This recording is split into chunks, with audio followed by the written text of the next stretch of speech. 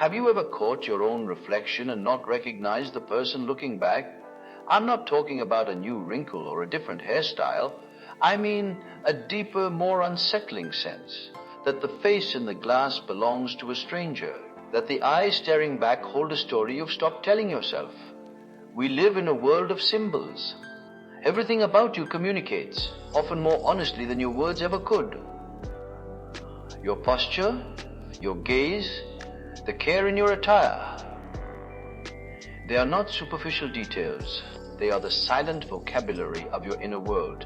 This isn't about vanity, trends, or attracting admiration. This is about a fundamental psychological principle.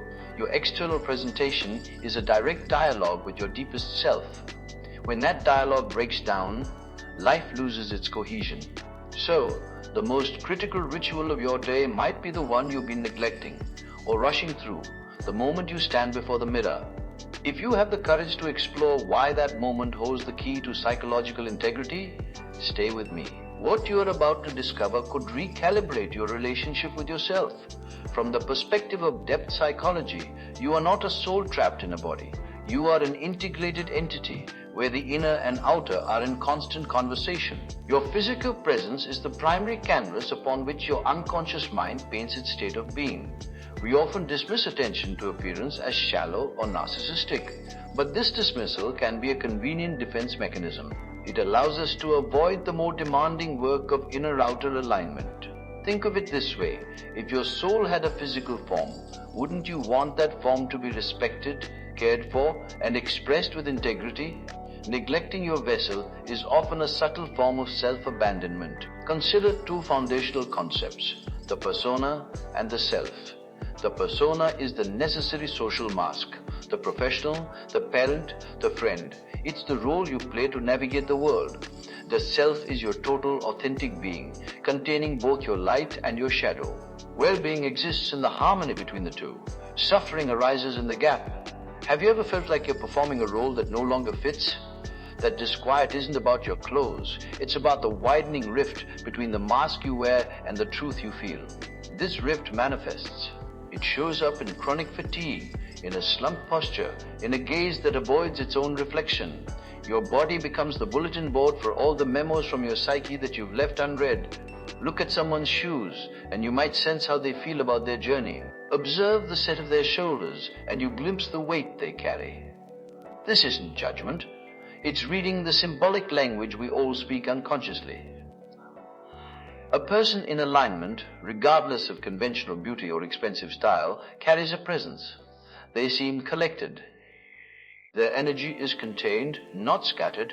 Why? Because their outer presentation is congruent with their inner reality. There is no civil war between who they are and how they appear. Your posture is a biography. Your body writes without permission. Conversely, extreme ornamentation or obsessive grooming can sometimes signal the opposite. Not self-love, but a fortress built from insecurity. The persona has inflated to completely obscure a fragile self. The goal is to let your appearance become an honest expression, not a clever disguise. When you understand this, you stop seeing self-care as a chore or a vanity project. You begin to see it as the essential maintenance of the bridge between your soul and the world. If the body speaks the truth, then the mirror is the listener. It is the neutral ground where the persona and the self meet without an audience. That daily encounter is a profound psychological event. Your brain doesn't just see an image. It performs a rapid unconscious comparison. It measures the face it sees against the internal map of who you believe yourself to be. A map built from your dreams, your values, your regrets, and your sense of potential. When these images align, a subtle neurochemical sigh of relief occurs.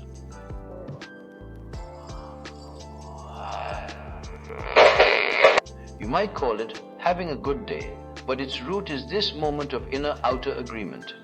When they misalign, however, your nervous system registers a threat.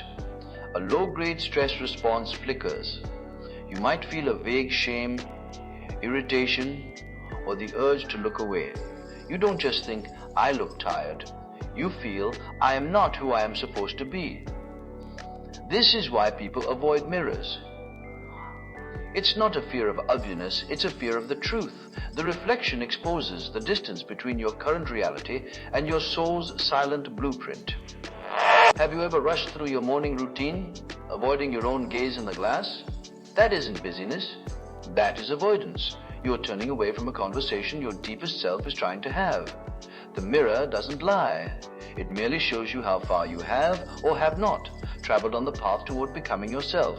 To look openly, without flinching, is the first act of reconciliation. It is standing at the threshold and declaring, I am here, I see you. Let's begin. This brings us to the core idea, transforming daily upkeep from a mundane task into a sacred ritual. This is the healthy addiction, not to beauty, but to integrity. Narcissism is an obsession with the reflection for external validation. It seeks to fill an inner void with outer applause. The work we're discussing is the opposite. It is an inner directed practice of alignment. It's the care you give a cherished instrument so it can play its true note. You are that instrument. When you wash your face with presence, you are not just removing dirt, you are symbolically cleansing the psychic residue of yesterday. When you choose an outfit, you are not just getting dressed, you are selecting the energy signature you wish to carry into the world. When you stand tall, you're not just correcting posture, you're physically affirming your right to occupy space with dignity. These are not trivial acts. They are small, repeated votes for self-respect. They are messages sent directly to the unconscious. I am paying attention. I value this vessel. I honor this journey. How you prepare your face each morning prepares your soul for the day. The unconscious is profoundly symbolic. It understands this language of action far better than it understands lofty intentions. A simple act, smoothing a wrinkle from a shirt, taking a full breath before leaving the house, registers as a commitment to order. Over time, these micro-commitments restructure your inner landscape. You begin to carry yourself differently because you perceive yourself differently. The goal is not a flawless surface but a coherent self. A person who has done this work enters a room differently. They don't demand attention, they command presence, simply because there is no dissonance to distract from their being. Knowing this is one thing. Living it is another. Here are practical keys drawn from psychological principles to turn this understanding into lived experience. Key 1. The honest gaze. Tomorrow morning, before the day pulls you away, give yourself 30 seconds. Stand before the mirror. Don't adjust anything. Don't judge. Simply meet your own eyes. Ask one silent question. Am I present? Feel the answer in your body, not your thoughts. This daily checkpoint reestablishes the connection between your inner governor and your outer expression. Key 2, the intentional 10. Dedicate 10 minutes of your morning routine solely to conscious care. Approach each action, brushing teeth, combing hair, dressing, not as a chore, but as a ritual of preparation. Be fully in the sensation. This isn't about duration, it's about quality of attention. These 10 minutes set the tonal frequency for your entire day. They are a daily rehearsal for living with intention. Key 3. The private standard. Establish one non-negotiable standard for how you present yourself to the world, even when no one is watching. This is a contract with your self-respect. It could be, I will always leave the house looking tidy enough to respect myself, or I will not wear clothes that make me feel diminished. This standard isn't for others' eyes. It's for the part of you that observes everything. Upholding it builds inner trust. Breaking it erodes it. Key 4, the 1% shift. Individuation, the process of becoming whole, happens in microscopic increments. Each day, aim for a 1% shift in your presence, not an overhaul. Today, it might be standing straighter. Tomorrow, choosing a color that makes you feel alive. The next day, slowing down your movements. The unconscious is not threatened by tiny, consistent steps. It is invited by them. These small signals tell your psyche you are moving steadily toward integration. Key 5, the ripple effect. Your internal state is contagious. When you cultivate inner order and express it through composed presence, you unconsciously give others permission to do the same. Your calm begets calm. Your clarity invites clarity. Your respectful self-presentation elevates the tone of interactions around you. This isn't about controlling others.